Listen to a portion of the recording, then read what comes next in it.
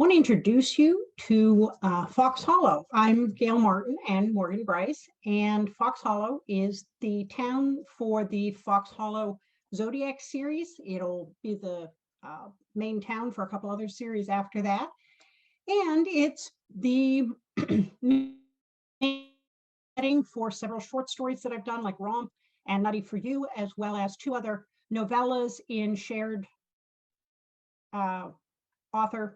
multi-author shared universes, like the one coming up for the fairy tale male-male romance, which is Gruff, and the one for the Magical Emporium, which is Haven.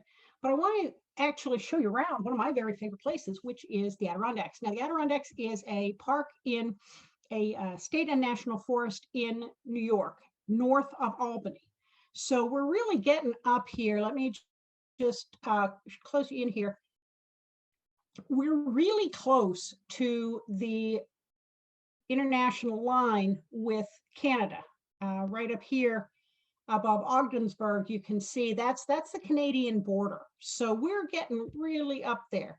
The other thing that I want you to notice is how much forest there is and how little there is of anything else. So when I mentioned that there's a lot of woods up here for shifters to have a good time and go running around in their fur without running into people. This is what I'm talking about. This is not like the, state park you might be used to, or the stand of trees that's down the road a piece. This is really serious forest. And when they talk about it being forever wild, it's still pretty darn wild. Now, Fox Hollow is patterned after Long Lake, which is a town that I grew up going camping outside of at Forked Lake. You can see Forked Lake down in the left-hand corner. And it's a very small town. The year-round number of residents is actually pretty small, although there are hardy souls that stay there all year round. And it's really a tourist town, but even so, it's not a glamorous tourist town. Everything around there is more for hiking or for rough camping. So taking an actual tent out onto a campsite as opposed to glamour camping. I mean, there are motels, there are cabins, but this is not Lake Placid or Lake George, both of which cater to a fancier clientele. So let's go see Long Lake. That's Buttermilk Falls, which isn't actually that far off the road, worth stopping at the pullover and walking out to over the rocks. Here you've got Long Lake itself and the beach and the seaplane rental that is right downtown. So I based the layout of Fox Hollow on Long Lake. And so in that series, one of Russ's best friends is a seaplane pilot. Very convenient. You get an idea of just how beautiful this area is. Lush and green in the summer and really, really cold and snow covered in the winter. But there you go. I mean, it just doesn't get any prettier than that. And lots of lakes, lots of pine trees. Everything smells like balsam and campfires. Don't go during the deer fly season. The mosquitoes will eat you alive. A little more of the waterfall look there. A little different look at Buttermilk Falls in the winter. And there we are again, looking out over Long Lake. It's just a gorgeous, gorgeous place. Dogs like it too. And these pictures are from Google Earth, so I don't control them or know who anybody is in them, but they're representative of how beautiful this area is. We went camping there from the time I was about 5 till I was 15 or 17. And the place just really got stuck in my heart. Now we've seen a little bit of Forked Lake. It's just down the road a piece from Long Lake, a little wilder. As you can see, this is really set up for camping and boating. Just a gorgeous, gorgeous area. And even when you go camping, you see pretty much what the campsites look like. You've got a cleared space and a picnic table and an outhouse and a fire pit. That's your campsite. Good luck.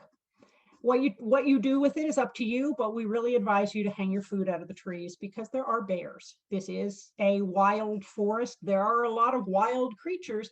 And in Fox Hollow, not all the wild creatures are shifters. So you just want to make sure you don't presume that that bear isn't going to eat you.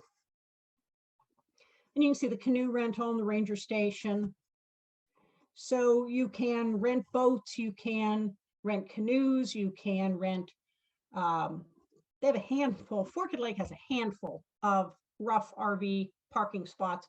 Mostly it's set up for tent camping. And you can just see that it is a truly gorgeous place, and you should bring everything you think you need with you because it does expect you to be pretty self-prepared. So this is the boat launch and the ranger station from Forked Lake. Now, take a little more of a look at Forked Lake itself. And you can see that when you get out here, there isn't a whole lot of civilization. You left it behind in Long Lake, which is the closest town to Forked Lake. And this is not a place where you're going to be bothered by the person in the next campsite playing their radio too loud, or you might not have a whole lot of Wi-Fi. I wouldn't really bet on it if you get back in there. You can see how rough that campfire pit is, although I'll tell you what, we cooked some good pizzas over that. Gorgeous mornings, although even in July, you might have some frost on your tent. If you go earlier than the 4th of July, you're likely to get eaten alive by deer flies. If you go in July, it's still cold enough in the morning that you could have frost, but at least it keeps down the mosquitoes. Now, let's look at the Adirondack Hotel, which in the Fox Hollow books is conveniently renamed as the Fox Hollow Hotel.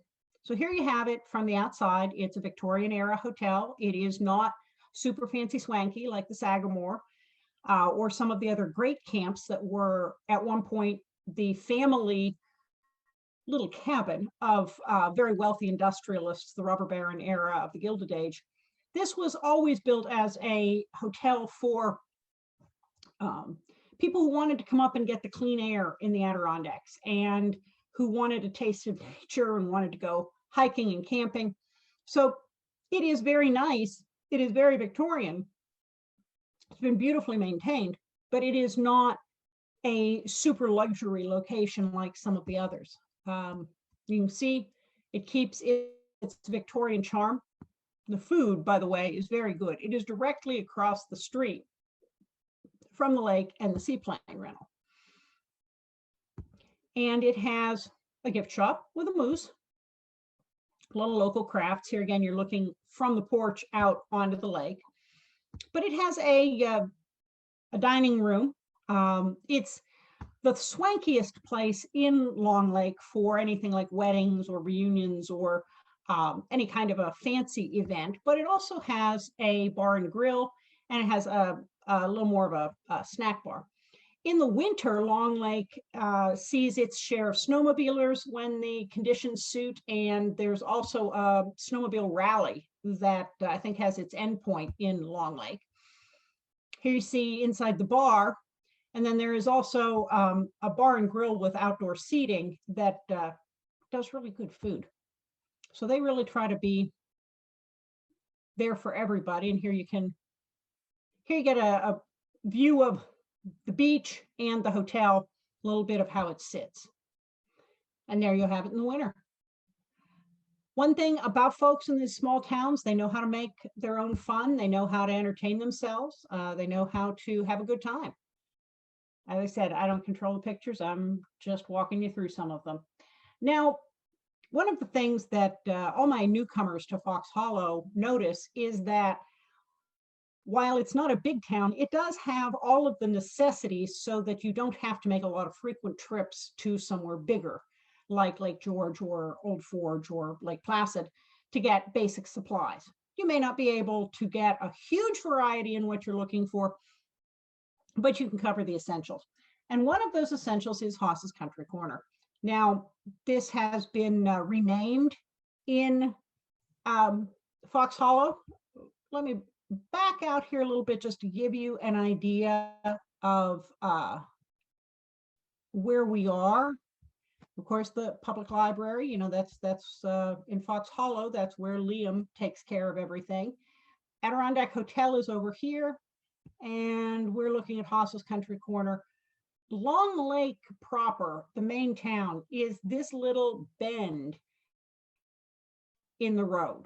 So when we say it's a small town, it's a small town. Haas's is on the intersection with the state route. I think it's 26. And there are a few things off to the other side, but that's really town. So let's look at Haas's. And why is Haas's notable? Well, it's been there for a very long time. It's looked pretty much the same all those years. It is a tourist trap.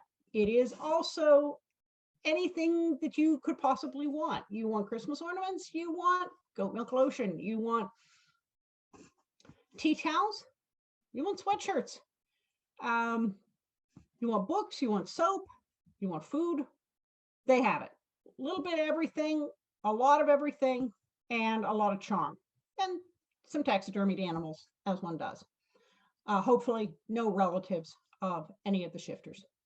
So you can see that kind of kitschy charm, lots and lots of mugs. And my goal with showing you this is really not so much a tourism guide for the Adirondacks, but when you're reading the books and you've seen these, now you know what the, I think it's the Lost Coyote gift shop is really patterned after. It's just fun to walk in here and see what they have, because they've kind of got everything. And you never know what you're going to find. Now, one of Russ's friends, also the Bobcat shifter, his parents run the Fox Lake Hotel. And this is a definite mom and pop old school motel. They have rooms, they have cottages, they have a beach, a couple of boat docks. And here's some of the cottages. So again, when we're talking cottages, we're talking about something that is comfortable, but we're not talking about something that's opulent. This is not glamping territory. And here we're across the bay from the Adirondack Hotel, which you can see over to the right-hand side. Gorgeous sunset there off the dock. It's just nice to sit on the dock or on the porch and look out over it. Very comfortable cabin, not big, not fancy, but very comfortable. And you can rent those by the week, by the month. And then the motel itself is the kind of mom and pop sort where you pull your car up to the front and park in front of your door. And it is a nice, clean, basic room.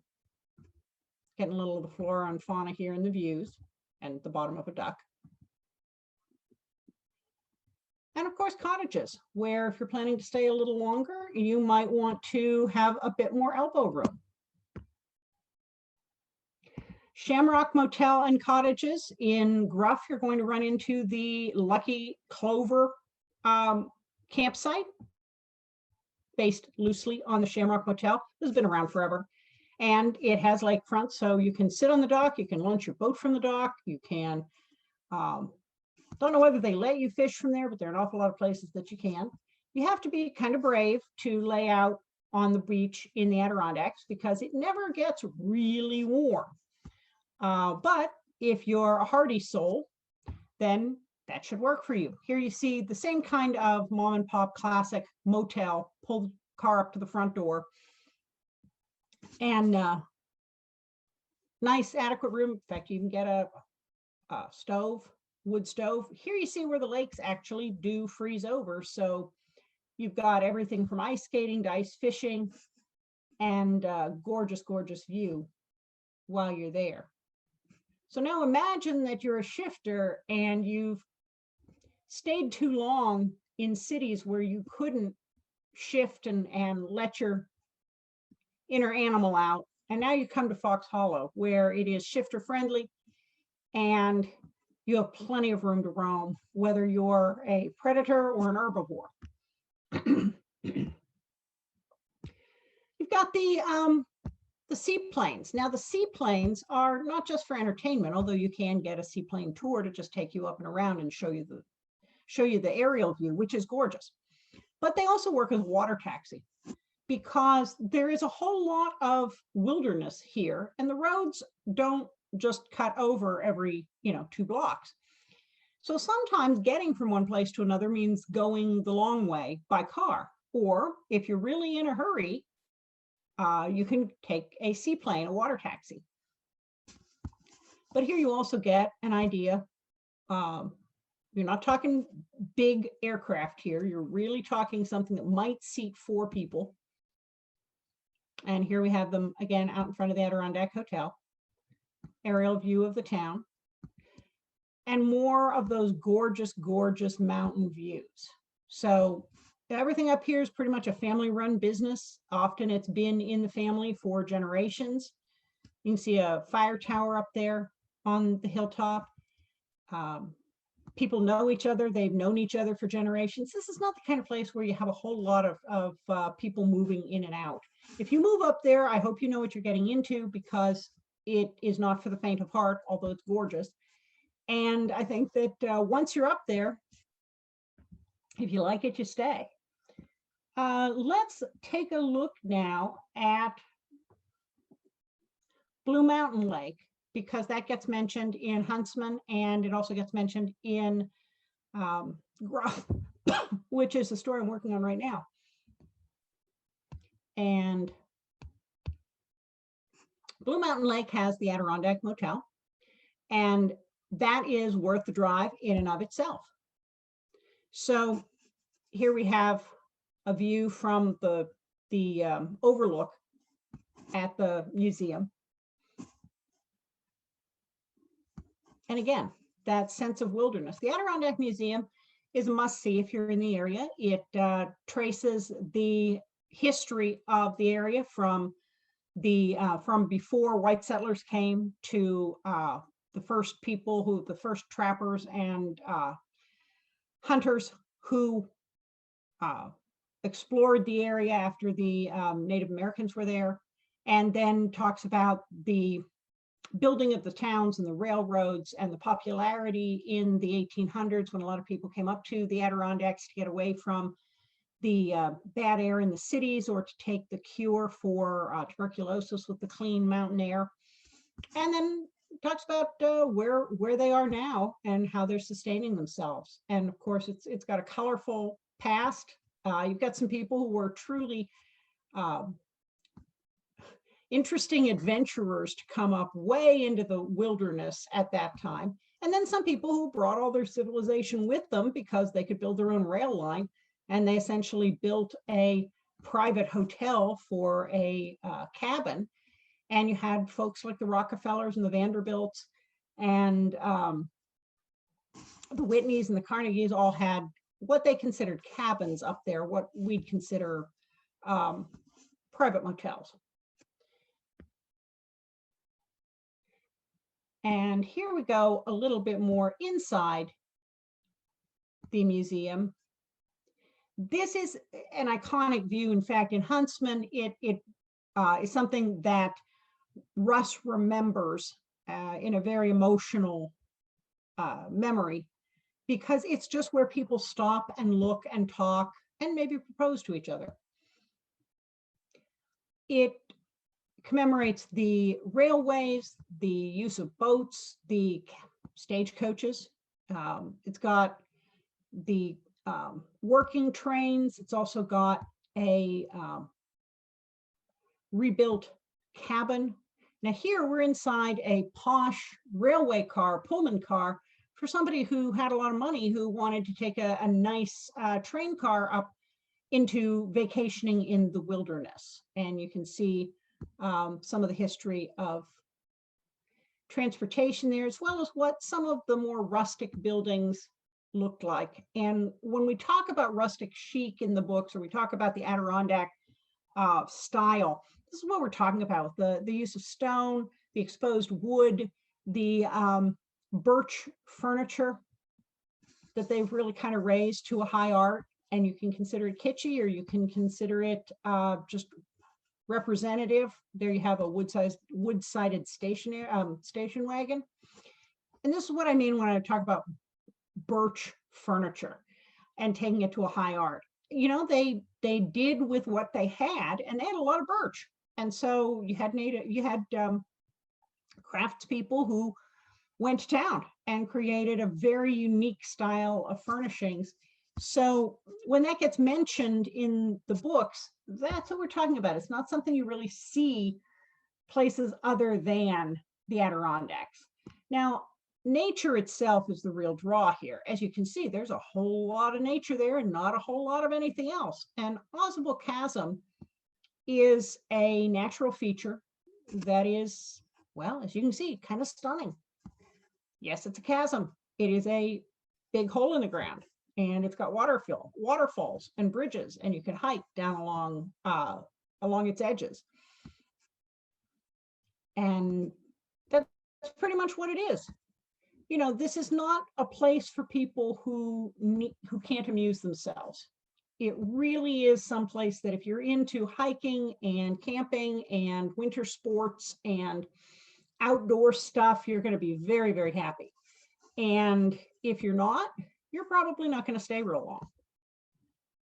But for the people that it is perfect for, it is absolutely gorgeous. And of course, for our Fox Hollow friends, this is going to be exactly the kind of place that they're looking for. Now, I showed you Haas's, which is iconic. Down the road a piece is Old Forge Hardware, which has been around forever. And in Imaginary Lover, Corey goes into a hardware store that he's told has everything. And he finds that it does. It not only has hardware, it has home furnishings, it has books, it has clothing, it has gifts, it has food. And this was, in my mind, Old Forge Hardware. Again, when you're in the area, you can spend hours just wandering around seeing what they have. But again, if you're going to be up there for a while, you need books, you need knitting, you might want to sew, you certainly will need clothing, you're going to need some food, even some specialty preserves. And Old Forge Hardware makes sure that you can find everything you need pretty quickly without going too far out of your way. It's about an hour from Long Lake. And you can see it's just kind of a fun place to go poke around. You're sure to find something that you like. Now, I've shown you Long Lake, which is pretty down to earth, but it's certainly a legacy of the Adirondacks past with the Gilded Era folks. And Lake Placid caters to more of that crowd. It's also the site of the 1980 Winter Olympics, and the site, if that sparks a memory for you, of the Miracle on Ice. The hockey game between the US and Russia was won by the US here. And some of the facilities are still in use and still in existence, especially the ski jumps, and they are used by future Olympians training and other people who qualify for going down those really steep slopes, not me. It's a beautiful place. These are glacial lakes, so they are very deep, and even in the middle of summer, they are very cold. As a kid, I would go swimming in those lakes. I don't think I would stick my feet in them now because they never get warm. We would go in swimming until our lips turned blue and the adults made us, come out because they were killjoys. It's brisk. Let's just say, even in July, it's brisk. But you can see again this rustic, there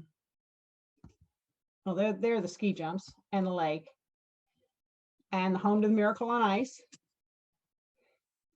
But you also have lodges and a town, and there's a theater in Huntsman that I based off the theater that is in Mirror Lake, which is the town on the other side in between Lake Placid and Mirror Lake.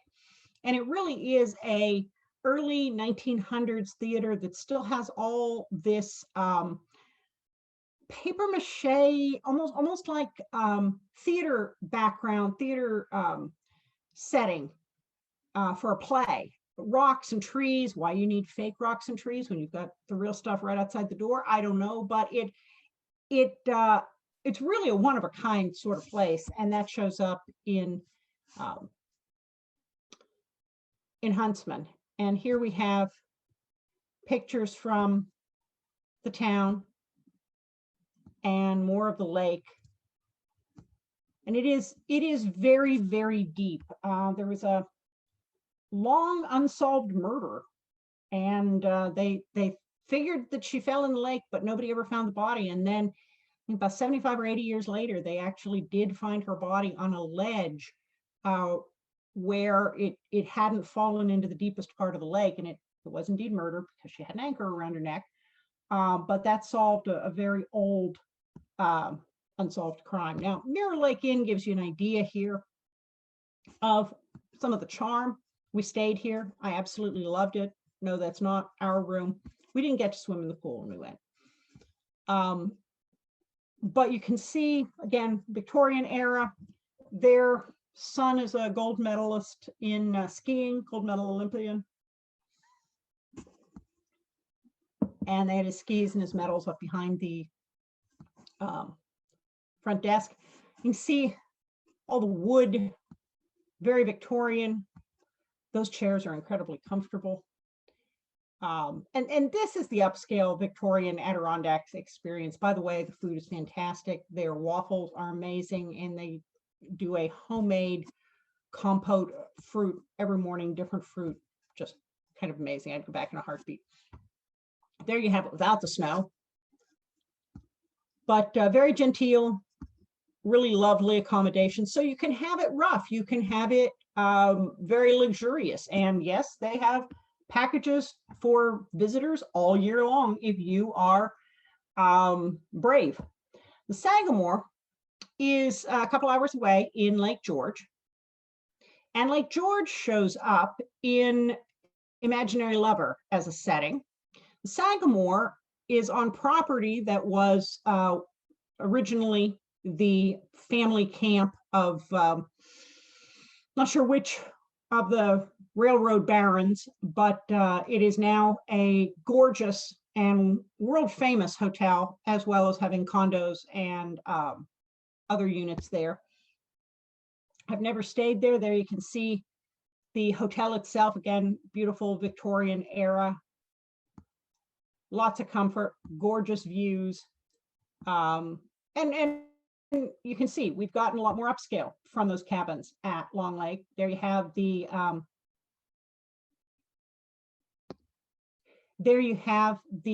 Sagamore, and hi Dawn. And you've got a water view here. As I said, I haven't stayed there, but I have eaten there, and I can definitely attest to the food and the location. And in keeping with being a beautiful Victorian site, there are things like badminton and tour boats and boat rentals and bike rentals and swimming and shuffleboard. And there you see it decked out for the holidays. And there's one of the tour boats that'll take you up and down the lake and show you everything. But again, it's the views and it's nature and it's the forest that is just the captivating thing here. And of course, they know how to do Christmas right. Now, one of the things that plays a role in Haven, which is the upcoming book that I'm writing as part of the multi-author Magic Emporium series. This is up the road a bit in Tupper Lake, and back in the late 1800s, early 1900s, a lot of things were coal-fired. The air was very bad, a lot of pollution, especially in the cities where there were factories that were coal-fired. And of course, that didn't help anybody who had any sort of respiratory illness. Tuberculosis hadn't found a cure yet. Lots of people got it. It was very, very contagious. But if you went far enough north out of the cities and you could afford to do that, then you could get what they called take the cure. Didn't actually cure, but it at least extended your life. And these were kind of like assisted living facilities for people with tuberculosis. And so they've been converted now, since tuberculosis is curable. And this is one of the cottages that remain from the original sanatorium. But the idea of the sanatorium, not this particular one, will be showing up in Haven in a little darker way. Saranac Lake also plays a big role in Haven. And as you can see, it's just up the road from Tupper Lake. And once again, no matter which town it is, you've just got some gorgeous scenery, but then you've also got some beautiful, interesting architecture. You've got things like that carousel and loons. If you've never heard a loon screaming, they really sound like a woman screaming. And the first time you hear it, it's pretty unsettling because it sounds like a person screaming.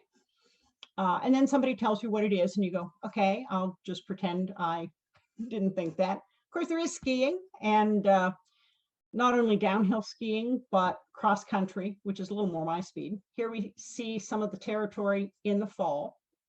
And there's that carousel again. And just some of the beautiful nature. And this is Saranac Lake, which you'll see more of. No, I don't know who those people are. The images again from Google Earth. But this is, that kind of scenery is why this area is deep in my heart. Whiteface Mountain is one of the highest elevations in the Adirondacks. These are old mountains. These are part of the, I believe they're part of the Alleghenies, which are older than the dinosaurs. So the Rockies are high and tall, and they have jagged peaks because they're new mountains. These are old mountains. And in fact, I just saw something about some of the caves in the Allegheny Mountain range. Even when you go back way in the caves, you don't find bones because the caves were formed before there were creatures that had bones. So they weren't going to be crawling back there to die. Kind of let that sink in. Very, very old mountains. If you wonder how cold it gets, well, there you go. There's one of those tourist viewfinders that has been out in the weather, but you still get the view behind it. I have never been there. Lots of underground passageways because you don't want to go outside if you don't have to. A lot of beautiful views. And stairs if you want to climb all the way to the top. That is kind of a challenge thing. But you are on Whiteface Mountain, you are at the very highest peak in the range in that area. And now in Gruff, which is the goat shifter story, they go to visit a place called Cowboy Land in the book. That's based on a defunct theme park from the 1950s and 60s and 70s that was called Frontierland. I went there when I was a little kid. It looked like a Wild West place with all the shoot 'em ups and stagecoaches and bandits arriving at noon and the old jail and all of that. But Santa's Workshop is still there. And if you're going to be in North Pole, New York, well, you might as well stop in and see the elves, talk to Santa any time of the year, visit the reindeer and the ducks, lots of ducks. See, reindeer, real reindeer. They aren't native. But you do get moose and elk. No, sorry, moose, lots of moose. You do not want to hit a moose. They are very, very big. This gives you a little bit of an idea. Of course, a little train, kiddie rides. It's charming and cute. And, you know, again, if you're coming up to the Adirondacks, you're not expecting Broadway. So people find ways to keep themselves busy. Keithville shows up in Imaginary Lover. And so I just threw it in here just to show you. It's up by Oswald Chasm, just a little hamlet. In fact, it's called a hamlet. Rock formations, little bridge, small town, gorgeous views. That's it. There are only 3 pictures from Keysville. But because it does show up in Imaginary Lover, they go up there to confront a witch, I thought I'd throw it in. And then our final place here is the Great Camp Santanini. And again, one of those camps that were originally for one of the great industrialist families of the late 1800s. And then, you know, they had a habit of making an area the really in place to go, and they'd all build grand houses there, and they'd go up there for a couple of decades, and then it would fall out of favor. They'd just leave and pretty much abandon the homes, and then they'd go find the next in place. That happened with Jekyll Island down in Georgia as well. And sometimes the places were just left to rot or fell into disrepair. Sometimes they were purchased by the locality and turned into hotels or retreats. But you can see these now, yeah, designed by Robert Robertson and Maine Lodge. So again, you get an idea of going out into the wilderness and taking your civilization with you so that you're not too inconvenienced. And for them, it really was glamping. Well, folks, that's it for Fox Hollow. Thank you for joining me.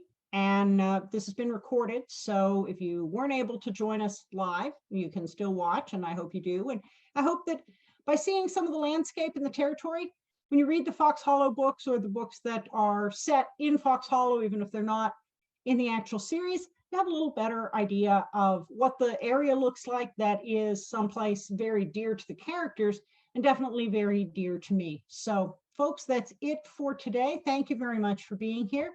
And we'll be doing more of these based on some of the other book series, and I hope you'll join me then. Thanks so much. Have a great evening.